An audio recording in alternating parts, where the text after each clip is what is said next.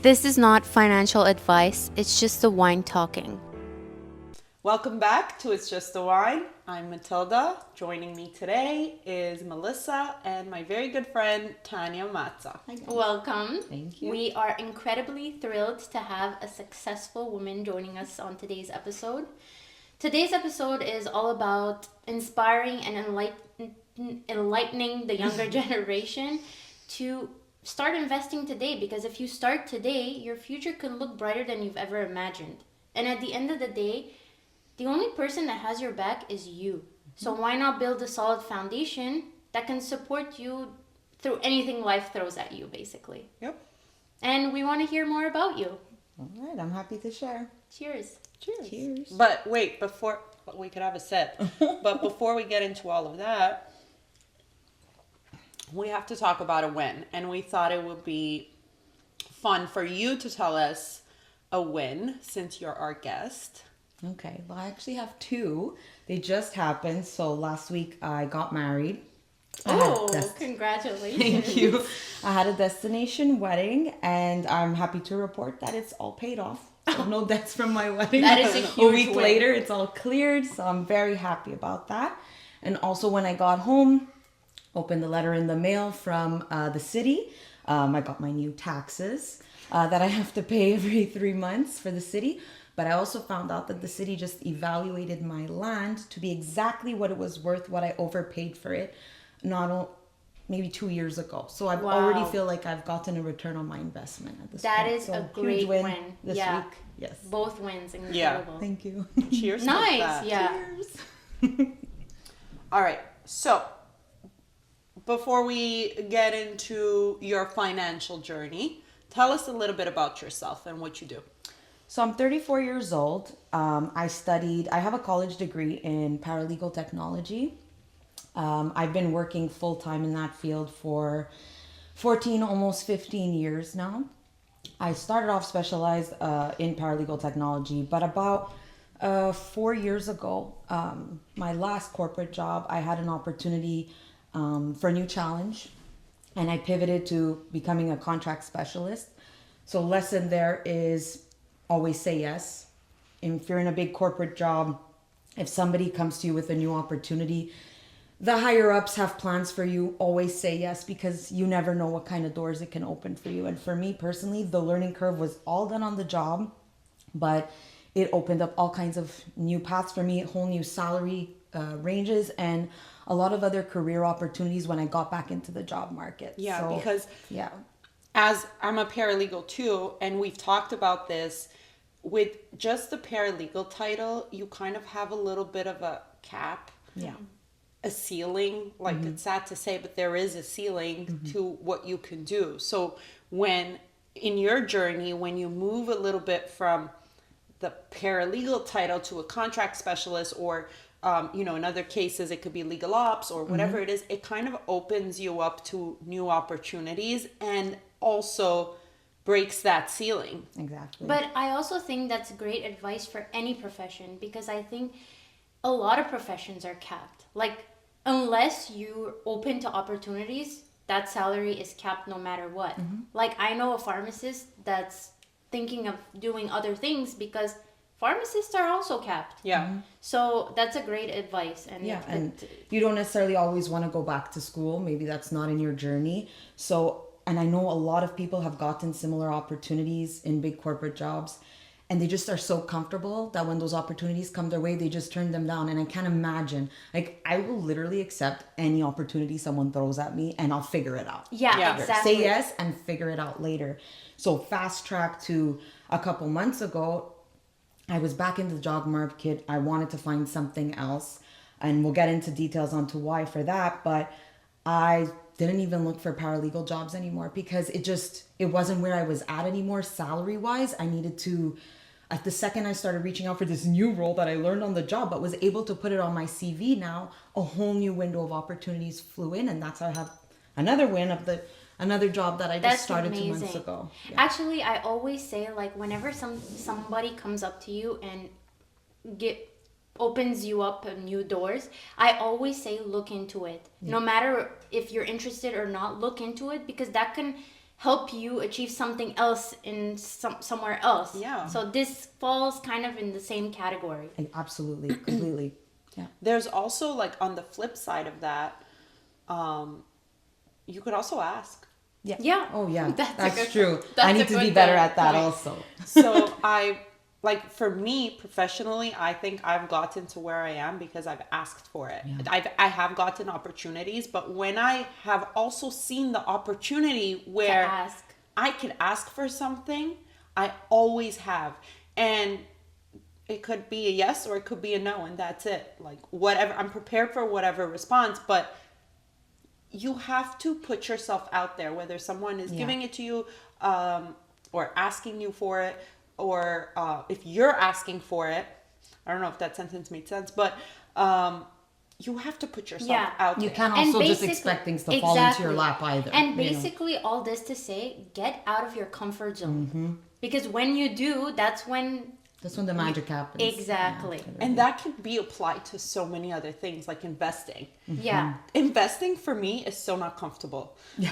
Same. For a lot of people, not. because you're putting yourself into risk, and what don't people like? Risks. But like, it has been the most rewarding. Yeah. And so anything that's Rewarding is worth the risk. There's always a risk, Exactly. and it's our attachment to fear. We're scared of fear. We're scared of failure. But you have to reprogram your brain to be like, I should be more scared of the fact of having regrets. Exactly. And I never want to have regrets in life, and I'm proud to say I have none. So, I mean, always keep that in mind. Yeah. I was actually preparing a little post for our Instagram account, and we'll post it in the next few days, but it said something along the lines of, you shouldn't be afraid to start. You should only be afraid to be like staying in the same place. Yeah. There is always room for growth. There is always something more we can do. There is always something more we can learn. There's so much out there, And there, yeah, exactly. but we need to have the drive to go for it. And you've kind of done that throughout your life. Whatever, like, nothing was, I'm saying this because I know you personally, but nothing was ever handed to you. No, nothing. Absolutely nothing. Which I love that. So, which brings me to the next question. What inspired you to start at a young age? So honestly, it's a very good question, and I have to think really deep about it.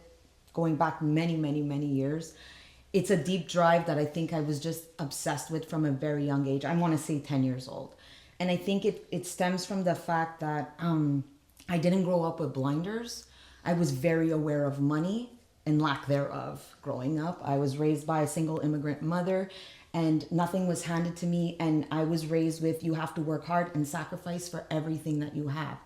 So knowing that what inspired me in my drive was, I want to be better. I want to learn from this, and I can't afford to, I want to try to never make a mistake. And the second I put my foot out into the business world, I need to be calculated with every single thing I do and never miss out on an opportunity.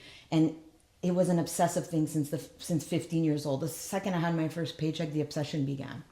Yeah, I definitely resonate with that because, well, I didn't start at 10 years old. I didn't get this obsession at 10 years old, but I did get this obsession when I went to university. And it's an obsession that, like, just stays there.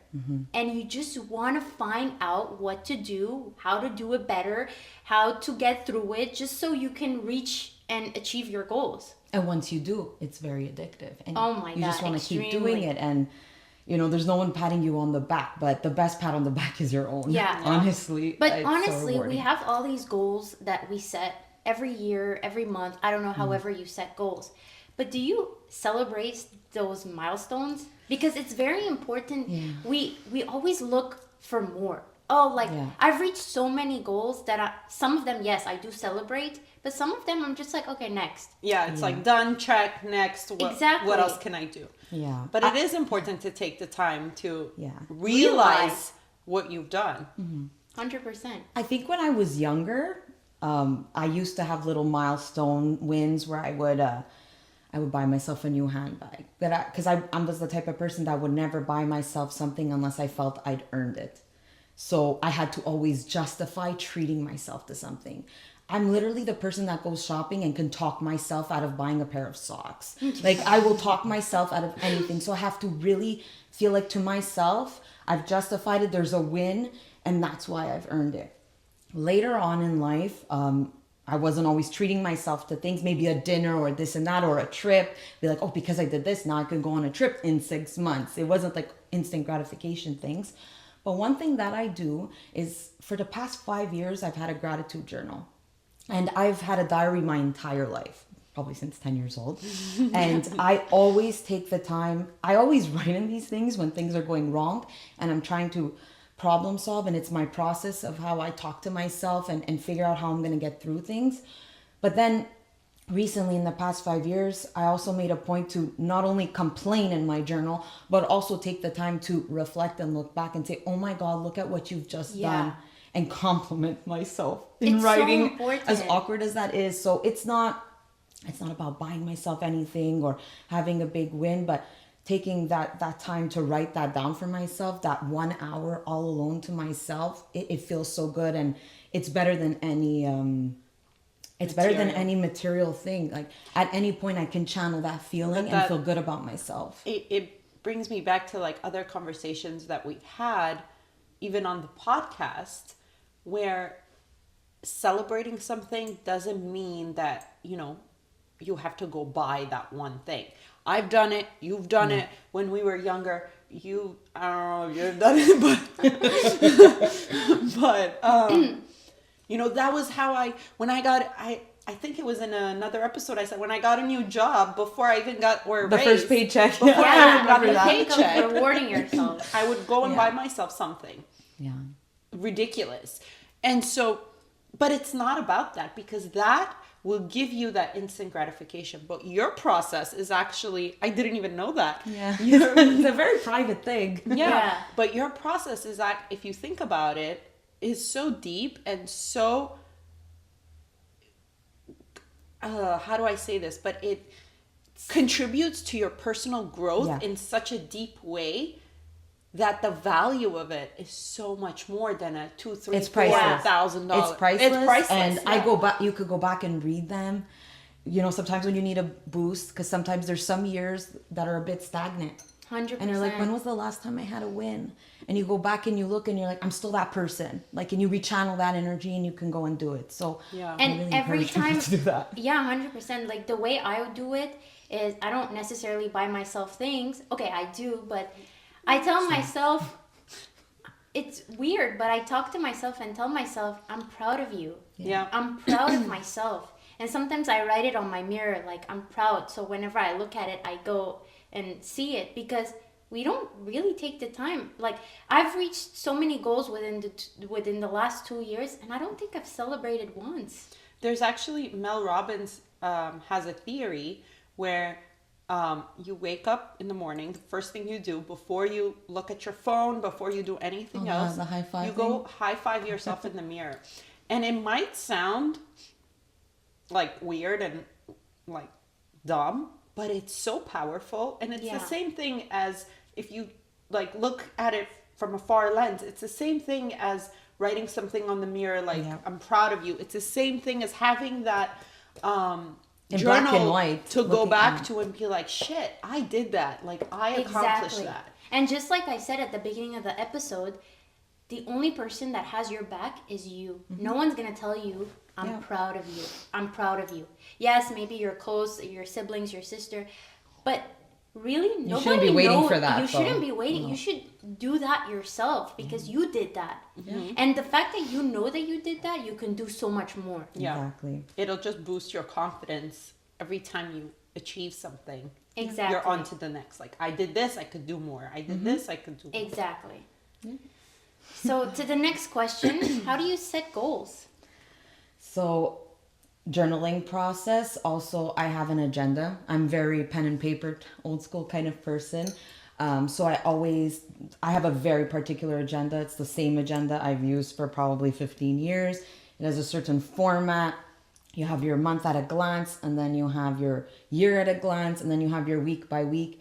I mean, I have weekly goals, and they're broken down by day. And it can be things like minute tasks, but they're things that are going to get you to where you need to be. And you've spoken about this in some other episodes, and it really resonated with me. I'm like, oh, I'm not the only one that does this, you know? But it's all fine and dandy to have a journal and say, hey, by June, I'm going to do this. Okay, but cool, how? Exactly. Like, break it down for me and break it down for yourself in digestible pieces.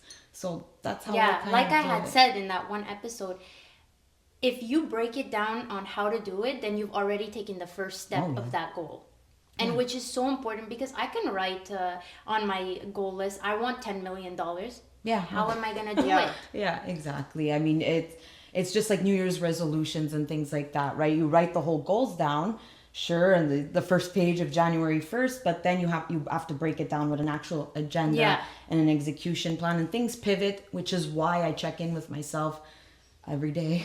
It's like saying I want a fit body, but doesn't get a gym membership. And it's okay, you know, if going back to the fitness thing, obviously as a micromanaging type person of my own life, fitness plays into that. And it's okay sometimes if you can't make it, but the fact that if you wanted to do 5 days and you're only able to do 3 because you needed rest or because something happened in your life and you couldn't, but it's fine because you have those daily and weekly check-ins and you repivot for the next week, and it's fine. Yeah, I also believe that like you shouldn't be too critical on yourself when sometimes those little micromanaging things don't work out and you need to shift it to the next week. That's fine. You're actually writing it down at least. Yeah. And you're staying accountable in some way. But also, because I used to be like that in the past too, and I don't want anybody to ever do that. Maybe learn from this is there could be weeks where you don't have the satisfaction of everything being highlighted because you didn't get to it. And that's okay too, right? That's what the next week's for. So as long as you're consistently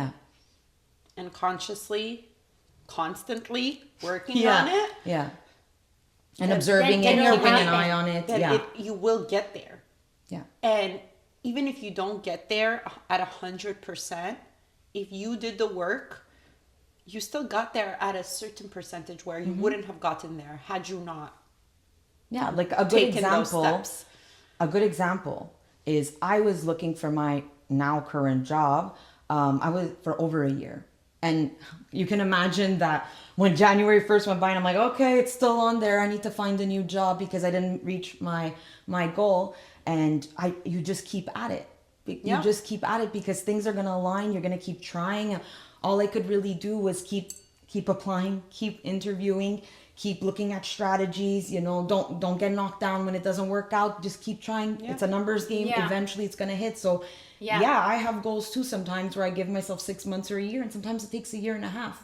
Yeah. But then you look back and you say, thank God it was this one that worked out because this is the best one, and thank God those doors didn't open because I was waiting for this one. And thank God you wrote it a year and a half ago and not started today. Working on it then. Exactly. Because then it would have taken you longer. Exactly. Yeah.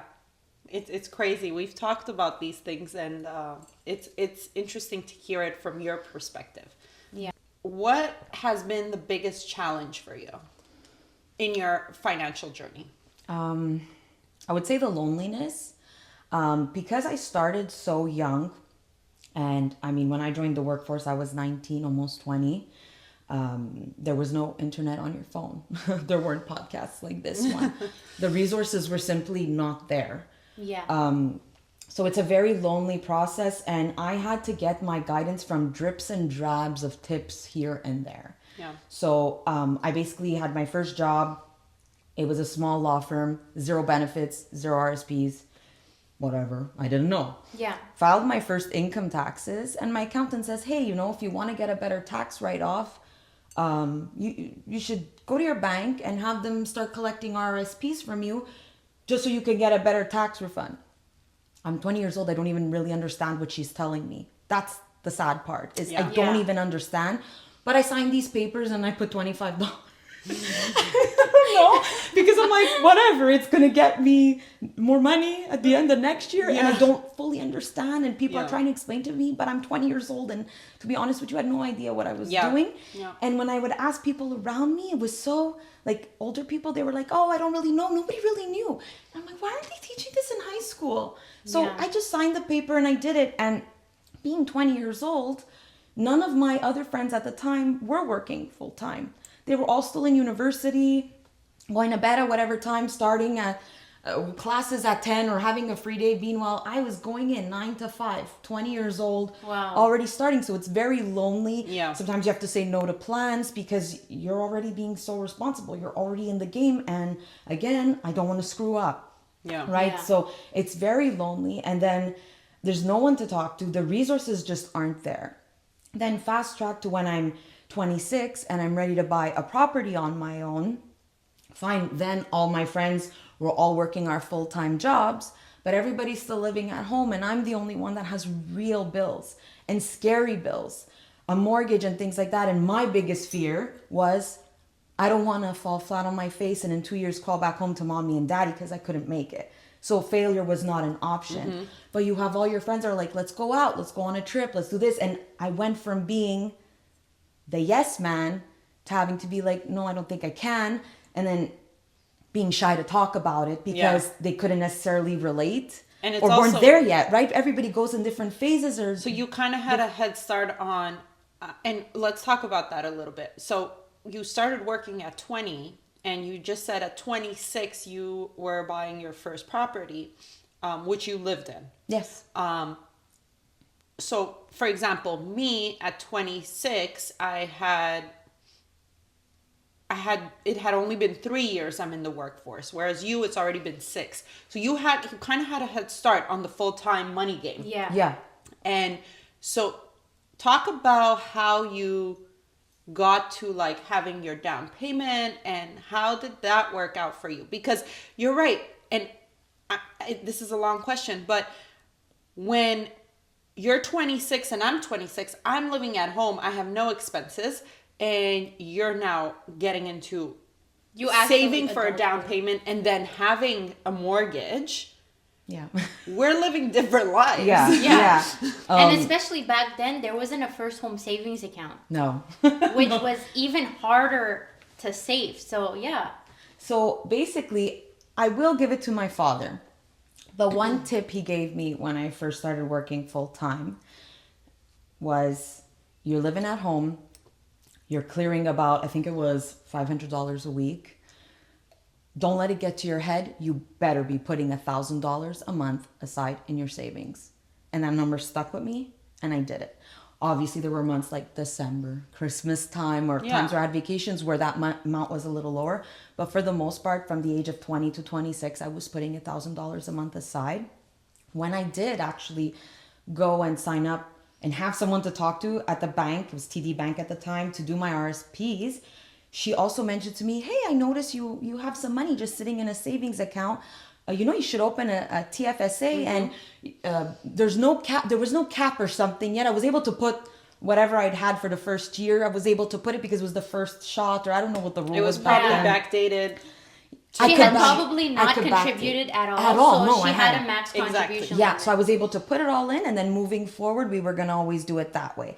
So right away at 20, I had my RSP of $25 a month and my $1,000 that I was putting aside every month.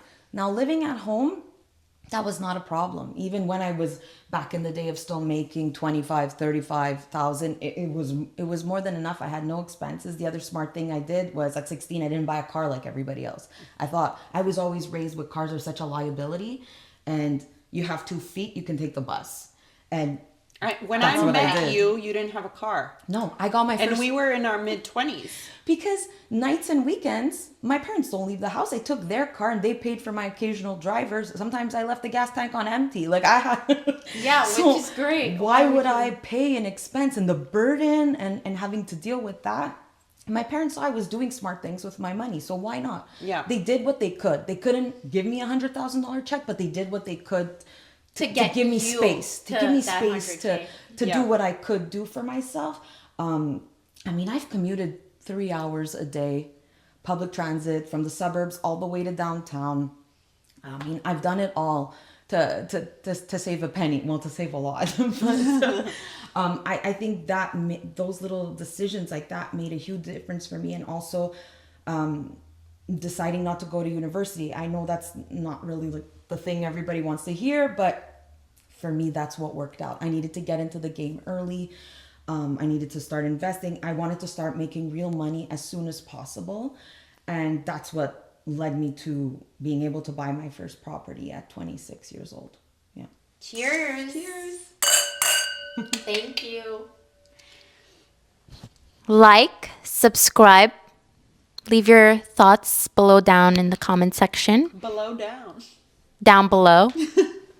I'm tipsy a little bit. Let us know about your financial journey. What did you do? What didn't you do? And maybe what you should be doing? Cheers. Cheers.